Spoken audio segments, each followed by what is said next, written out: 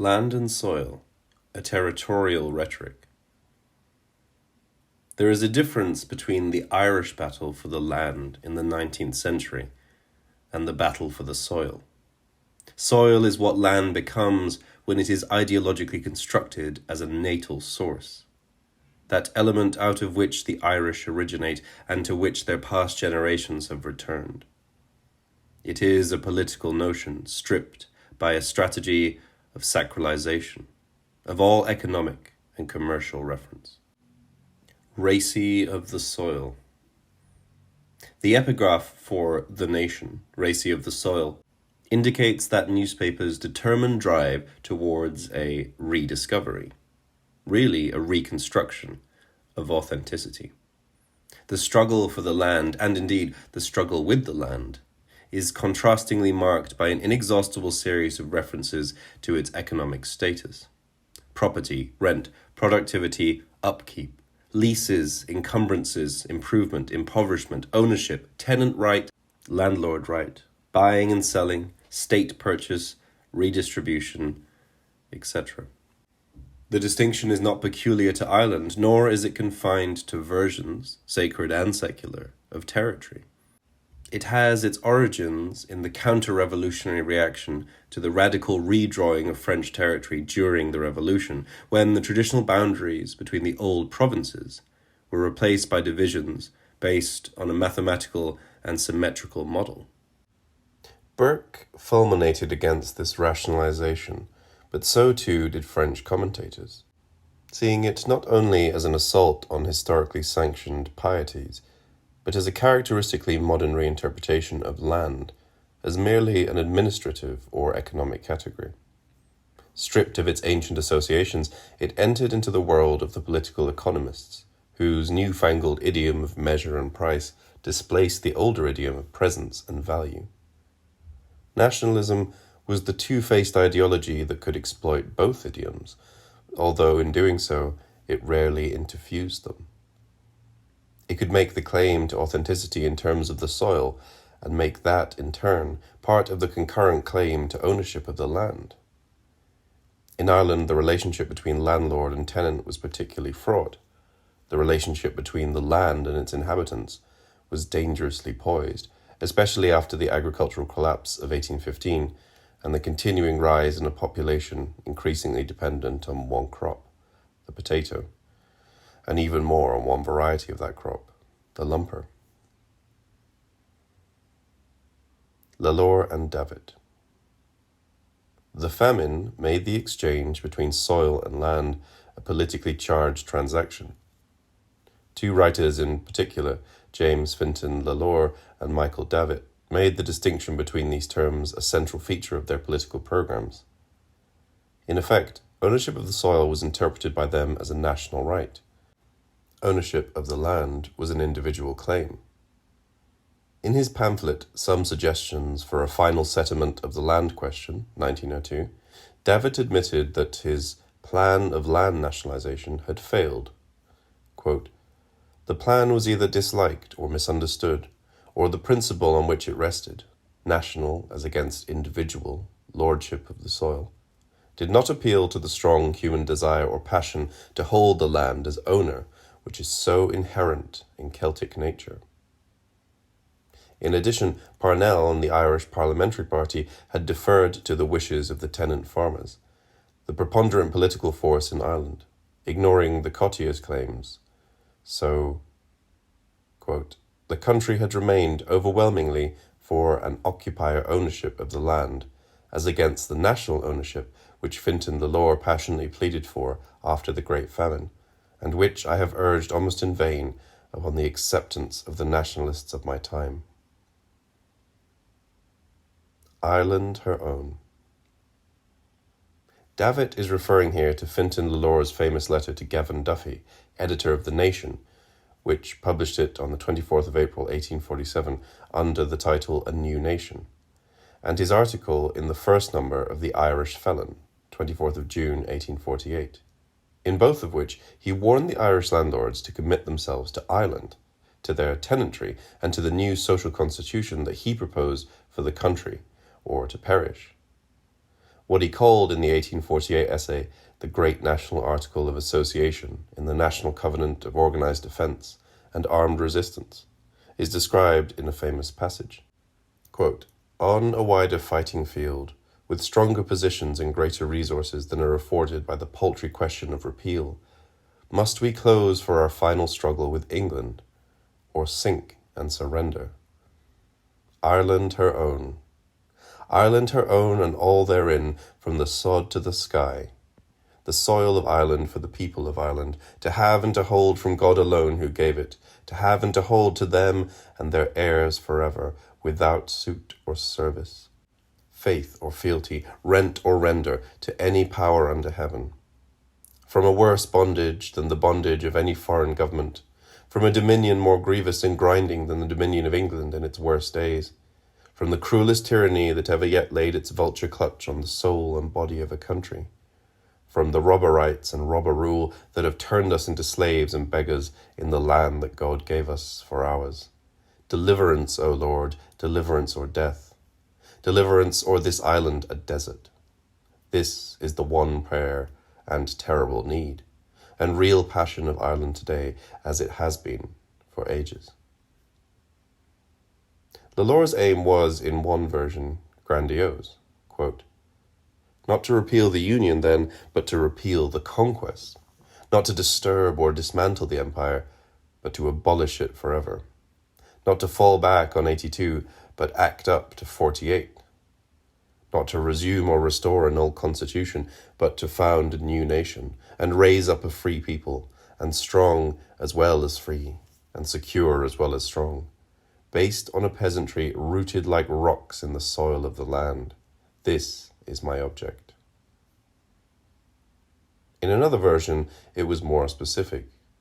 Lalor pleaded for what he called a combination of classes. The movement for repeal of the Union was, he claimed, a question of the population, but the land tenure question is that of the country presentry.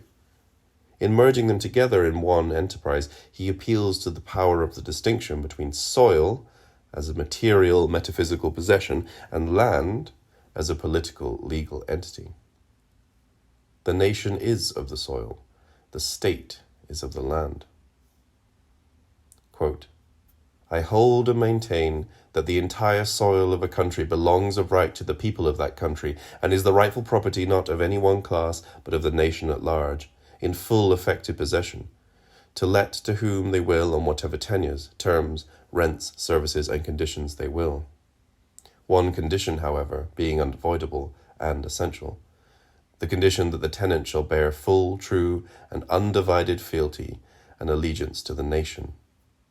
I hold further that the enjoyment by the people of this right, of first ownership of the soil, is essential to the vigor and vitality of all other rights, for let no people deceive themselves, or be deceived by the words, and colours, and phrases, and forms, or a mock freedom, by constitutions, and charters, and articles, and franchises. These things are paper and parchment, waste and worthless. Let laws and institutions say what they will, this fact will be stronger than all laws, and prevail against them." From there, Lalor goes on to attack the landlords, recommend their removal, and the assertion thereby of the rights of 8 million people against the selfish interests of a class of 8,000. Soil prior to land. The laws of the land are, in this vision, dependent upon the rightful ownership of the soil. Soil is prior to land. It is actual and symbolic, the more symbolic because of its claim to sheer materiality. The romantic nationalist conception of the soil, its identity with the nation, its ownership by the people, its priority over all the superimposed administrative and commercial systems that transform it into land, is the more powerful because it is formulated as a reality that is beyond the embrace of any concept. It does not belong to the world of ideas. It gives birth to the idea of the world as a politically and economically ordered system. This formulation had great appeal for left-wing socialist or proto-socialist activists like Lalor, Mitchel, and Davitt. It had equal appeal for those who identified the emergence of a bureaucratic, heavily administered society with intrusive modernity and espoused instead a conservative, reactionary vision of the nation, particularly of Ireland, as an organic territory not conducive to such rationalized ordering. As in the instance of Burke, who regarded administrative rationalization as an unnatural imposition of inhuman geometric reason on the natural conditions of the traditional soil of France in the revolutionary period, Irish writers of the post-famine generation and beyond rewrote the opposition to landlordism and to British rule as a characteristically national repudiation of modernity. Celtic land hunger. It is curious that Davitt should have believed that Celtic land hunger should have made his dream of national ownership impossible.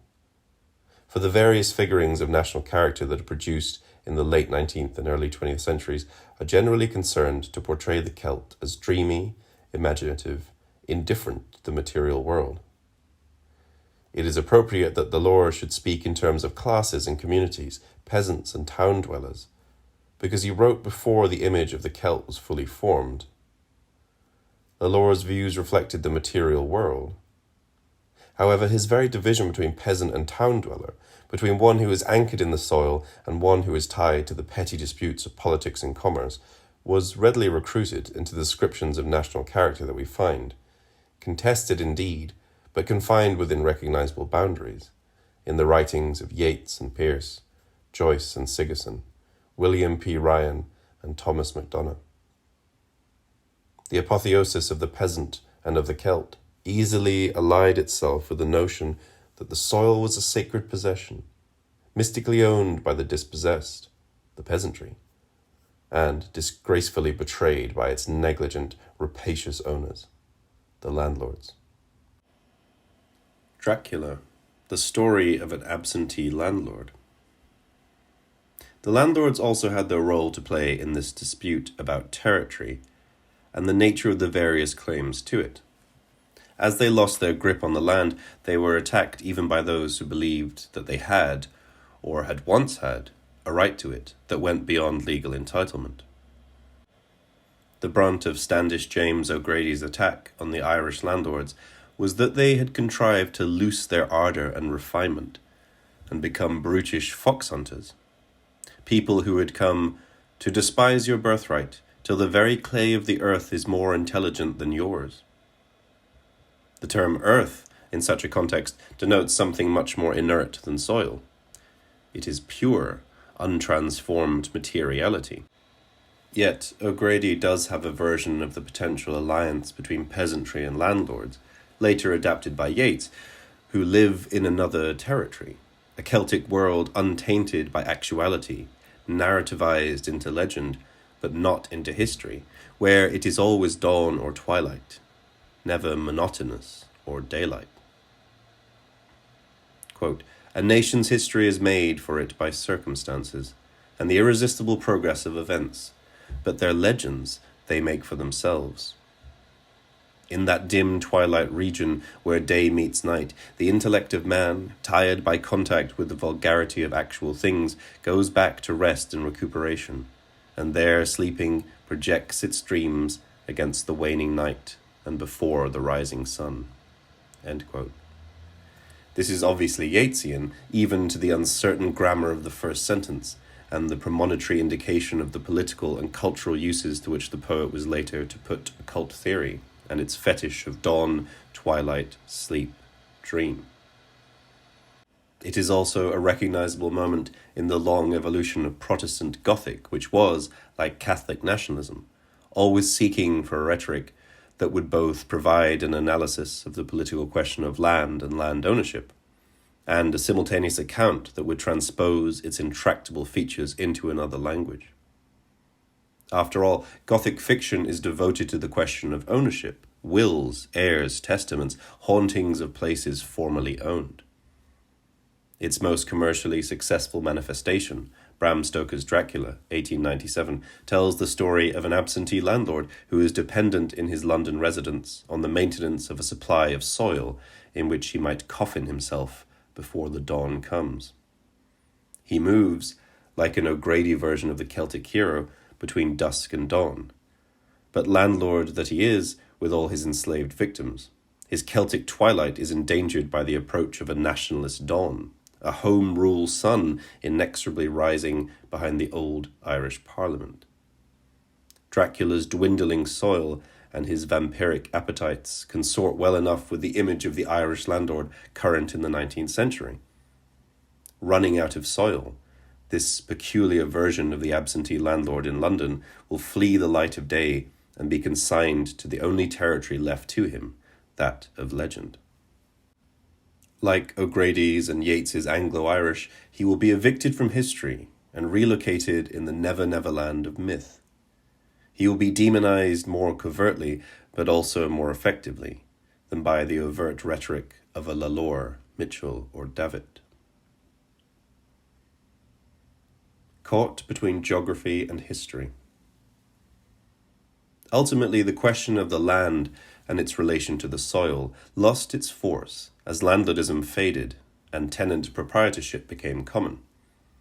Owner-occupation closed the gap between soil and land, but it left a deficit that had to be met.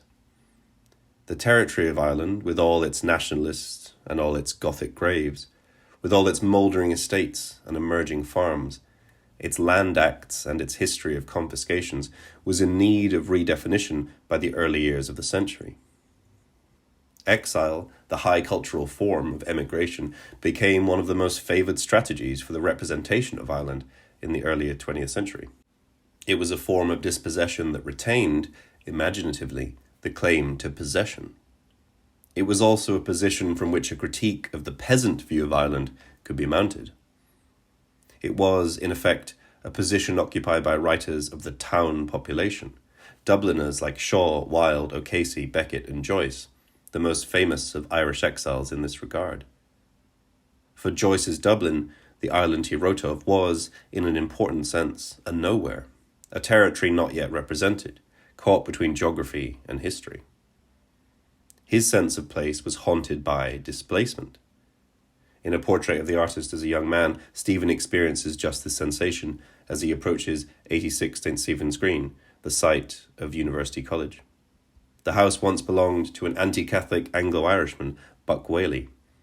Now it belongs to the Jesuits. But Stephen's experience, which immediately precedes the disturbing episode with the Dean of Studies, is of a place in which history has receded from geography, poised between two dispensations, an interstitial absence. Quote, "The corridor was dark and silent, but not unwatchful. Why did he feel that it was not unwatchful? Was it because he had heard that in Buck Whaley's time there was a secret staircase there? Or was the Jesuit house extraterritorial, and was he walking among aliens? The island of Tone and Parnell seemed to have receded in space." End quote.